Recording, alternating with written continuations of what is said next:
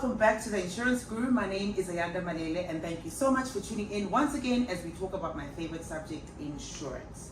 Now today I have somebody who's very big in insurance. His name is Thabo Twala, and he is the head of Commercial Underwriting at Santam. And today Thabo is going to be talking us through the Santam Insurance Barometer Report for 2023 and just exactly what they found about this sector, about you as a consumer, about you as a corporate. So before any further ado, hello Thabo, and thank you so much for joining us at the Insurance Guru. Thank you so much, and it's a pleasure for me to be here and to talk to your listeners and viewers, sorry, I should say. Oh no, thank you so much. We got wind of this report quite recently to say that there's certain findings, and maybe before we even go into the report, for the person that's just watching and doesn't understand, what does this report entail? So this is the third edition of the Santam Insurance Barometer. It's a biannual survey that we have. So every second year we have a survey of our partners, and our partners being our insurance brokers, our commercial clients, and of course our public, the general public that buys insurance. So we sample about 900 of them in total, about half of them being brokers, and then the other half being consumers and commercial clients. And basically the idea is to try and get an understanding from them of the risk landscape. So what are the risks that they face in their day-to-day lives and in carrying on their business. We also try to get a sense from them on how they are mitigating some of these risks. We then also want to have a sense from them in terms of how would they want to interact with our intermediaries, how do they see our intermediaries playing a role in their insurance journey. And also for this year, we are also quite keen in understanding how they would like technology to be used also in the context of insurance. So this is what we get from them, and then what we are able to do is we are able to take the information that we get from them, overlay it with what we understand as some of the most important risk challenges that face us on a day-to-day basis. Also overlay it with our claims data, and then start to paint a full picture of what the insurance landscape is at this point in time. At this point in time. So it's really looking both, not even both, it's a tri, because it's companies, organizations, clients, as well as your intermediaries as well, and then tying these things together. Absolutely, and of course our own experience that's also forms part of what you then see in the Insurance Barometer Report. All right, and what have you picked up as the biggest claims trend in the past 2 years?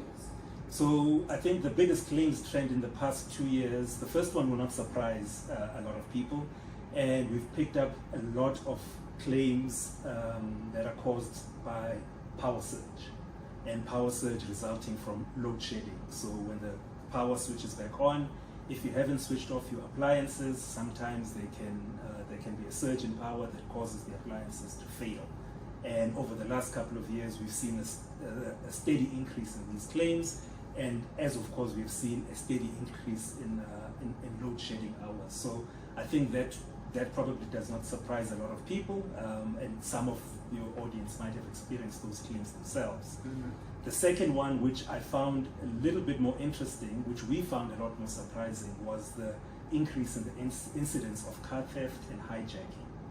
Now, the context here is that over the last 15 years, we've seen a steady decrease in vehicle theft and car hijacking, and suddenly over the last couple of years, the numbers have begun to spike again, and in particular, the high-valued SUVs and some of the commercial vehicals like your delivery vans, etc. They have appeared to have been targeted by some of these criminal syndicates. So that was surprising. The third one, which I can also mention, which I think we've all understood, is the incidence of weather-related claims. So that if we look at what happened in KwaZulu-Natal, even this year we've had some in the eastern, I think the Western Cape. In the Western Cape, we had some big major storms. Just recently, now in Midrand, we had a big hailstorm. So weather-related claims are also a trend that we've picked up. Sure. it's interesting to note, like, the insurance sector has never been under so much pressure at one go. And I think from living hunky-dory, managing risk, and then COVID-19 happening, and then, okay, we're back to normal again, and then it's load shedding, and then therefore the surges and power surges, and then it's the change in weather conditions, and the reason I'm also bringing this up is I saw a lot of people had solar panels in Midrand, and because of the hailstorms, so now I'm thinking, as an insurer, I've already insured the house, contents, the building, and now I've insured these solar panels. It's quite a lot. It's quite a lot. Heavy, yes, eh? it's heavy. And of course, what we didn't even talk about were the riots that we had in 2021, which also add to this basket of risks that the insurance companies have to respond to. So that's also a part of it. But interesting that you bring up solar panels. Yes. So what we have, of course, noticed is that people are seeing the risk landscape, but they're not taking things lying down. They're trying to act to mitigate the impact of our degrading infrastructure. So the fact that our electricity is not so efficient at the moment, people are taking matters into their own hands. They're getting inverters, generators. People are then also employing the use of solar panels as well.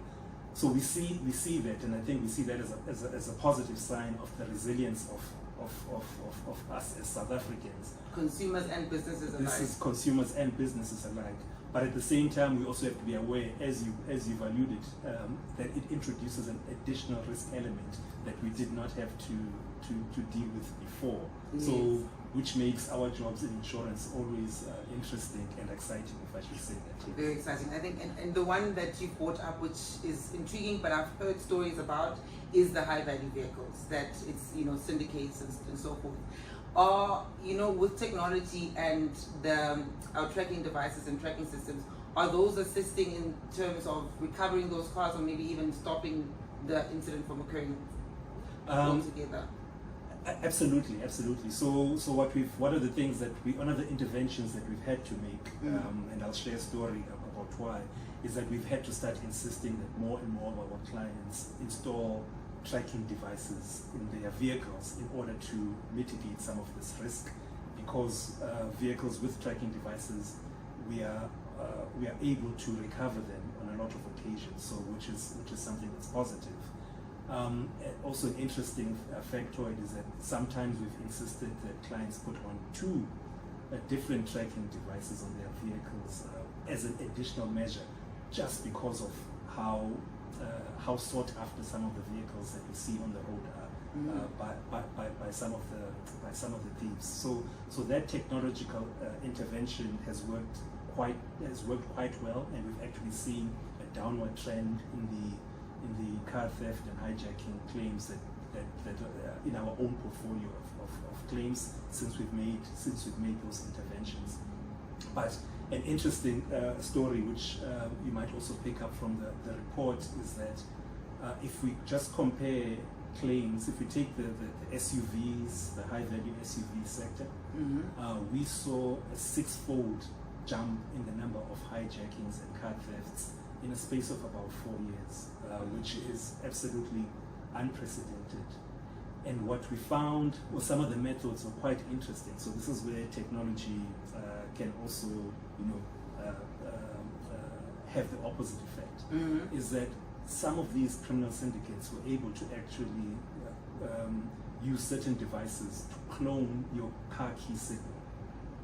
Just the signal. Oh yes. Okay. And then are able to access your vehicle without the car key.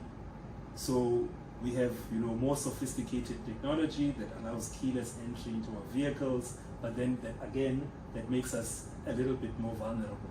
And so strangely enough, we have found that sometimes using the more older methods can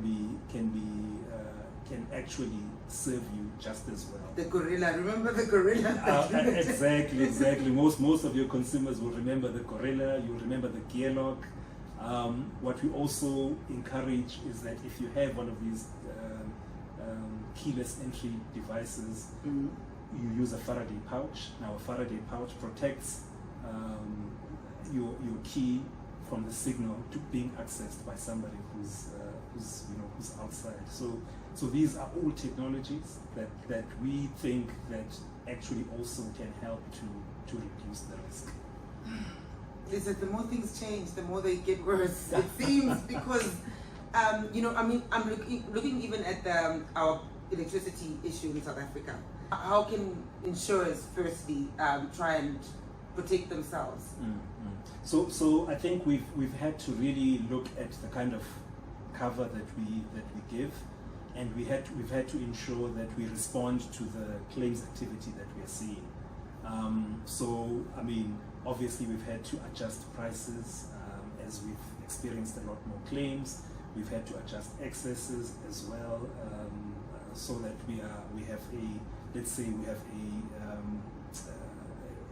so that our clientele are also partners with us in terms of risk mitigation. We've also investigated the use of devices that can protect the appliances against the risks of power surge, and we found that the most effective ones are not always the ones that you plug onto the socket on the wall, but if you have devices that are attached to your DB board, your DB board on your house or your office, those tend to be a lot more effective against power surge. So we are encouraging the use of that. We are also trying to partner with providers of such devices and make sure that our consumers have access to these devices in order to protect themselves, protect us as well in the process. We've also had to now be a lot more clear about where we draw the line in terms of what kind of cover we can provide as an insurance company. And of course, load shedding is a risk that we understand very well in South Africa. It's how we manage our grid as a country, and it's actually an important intervention to make sure that we have stability in power. But there is also a tiny risk that our grid might get overwhelmed, and if that happens, we think that is a systemic type of risk that insurance companies cannot take on, and therefore there are certain covers that we do not give in the event that we were to experience a grid collapse or grid failure, as we sometimes call it. Almost like we have to open our own Sasria, but for the grid collapsing, literally, because everyone will go there.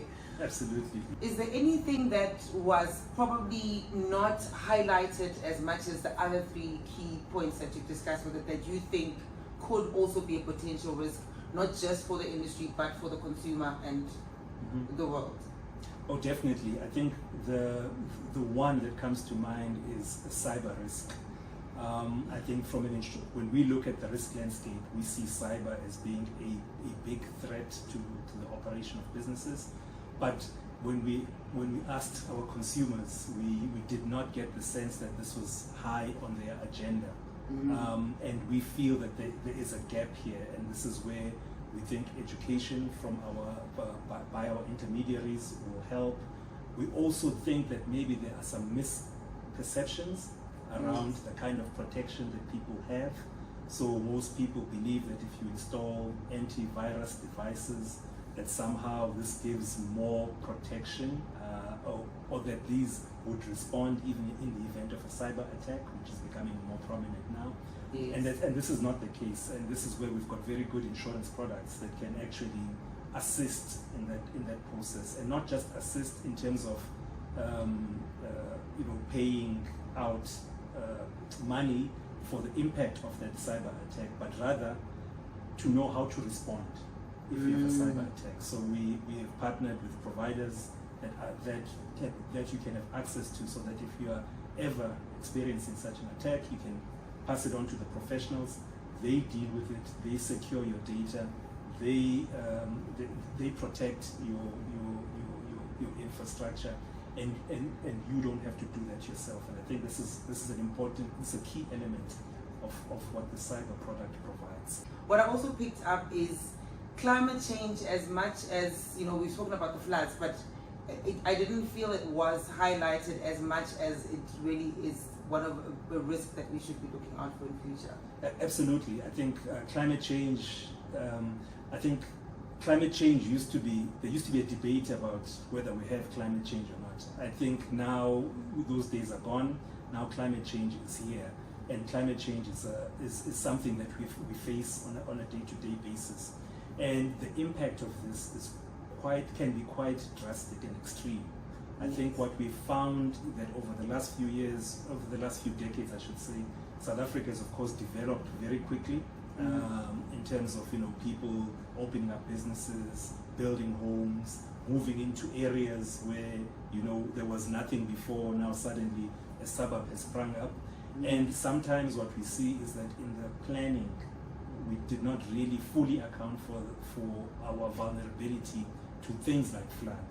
And when floods happen now, they happen a lot more often, but two, when they do happen, the impact that they have is made double by the fact that even the way we've set up our infrastructure is not really taking this climate change into account, and that's something that we think is important. It needs to be addressed now. And definitely needs to be addressed. For the consumers, I say one of the things, if you want to understand your risk better, one of the things that you need to do is to go buy an insurance policy, and when you get that price for that policy, when you read the conditions in that policy, they will actually tell you what kind of risk you have or what kind of risk you are. So we see insurance companies now in some areas excluding flood cover, for example, which is something that never happened before, because they see that this risk is now so severe that it cannot be covered by. It's no longer. It's not. People get offended even with searches and so forth being taken off cover. That why are they taking it out now? Now that they have to pay now, and it's that the element of sudden and unforeseen is not there, and the element of insurance is something that is sudden and unforeseen. 100%. So now, if we can foresee that we're going to have a lot of more of these things, it's no longer insurable, that we can't insure that. Not we. I don't have an insurance company, as I always say. But the insurance sector can't really, and so we have to find ways of saying, okay, maybe a higher excess for this, or add it as an optional cover, but you can't just donate now. Absolutely, and again, I think we also have to keep in mind that this is not necessarily our money. Our job is to collect our clients' monies, pull it together so that the few that do have an incident, that money is able to help them recover. If we have an incident where everyone claims at the same time, then obviously it becomes something that is systemic, and as an insurance company. And I think I love how consumers always think about their money and how much I have paid, and then you forget the whole point of it all as well. But I really appreciated this conversation. I think it's opened up my mind as well, but also I think with consumers and business as well. I think with brokerages, we didn't really touch a lot on brokerages because those are your intermediary partners that you deal with. Are there any concerns for them and anything they should look out for, or are they what can they be doing to try and better themselves with all these findings that you picked up? Certainly. I mean, I think if we ask our brokers, they tell us they see that people want to buy insurance products direct now, so you can go on the internet and buy and buy your own insurance. You can also, we also have a lot of these telesales partners that actually sell insurance over the phone. So it's never been easier to buy an insurance policy. And I think what I appreciate personally is that our people understand the importance of insurance, and they want to go and buy that themselves, which is good. But we still see that the role of the broker is quite important, because the broker, the more complex policies, we talked about cyber just now, it still helps to have somebody, a partner, who's going to tell you how to select the best product for your needs, how to understand your own risk profile in order to find the perfect product that matches it, and also how to interpret some of the clauses that sit in your insurance policy. So we see their role being still quite important. But what we also understand is that the clients are also giving the message that we don't want you to just be selling us insurance policies or finding us the cheapest insurance policy. We want you as a broker to be a partner in our risk management journey. We want your advice as a risk management professional to tell us where we can improve, where we can manage our own risk better. Of course, insurance being one of the products that we can use for that. So I think that's important. And of course, the clients are saying, listen, technology, that's how we want to operate now. We want to go onto the internet to find things out. We don't always want to have a face-to-face. We don't always want to have a call. So we want to be able to find stuff on our devices or on the internet. So if the brokers can play a larger role in ensuring that when I'm thinking risk as a consumer, I think the broker, and I can access that broker digitally in as much as I can access them over the phone or in person. No, true. No, I'm actually very happy about this chat that we've had. Thank you so much for giving me your time, for explaining things. I'd love to have more conversations about commercial lines and underwriting, and I know that the commercial space is quite huge and so forth. So, but I just really appreciated this conversation, and we hope to see you, in the future again. Thank you. I'd love to be a part of this discussion again. No, thank you so much. So that was Thabo from Santam, and he was telling us about the Santam Insurance Barometer Report for 2023. And I think it was a great conversation. I hope you've learned something. I definitely have. If you haven't already, please click like to this video and then subscribe and watch all the other videos. I will post another video that he said something about on the basis of what insurance is, and you can watch that and then keep watching. Cheers.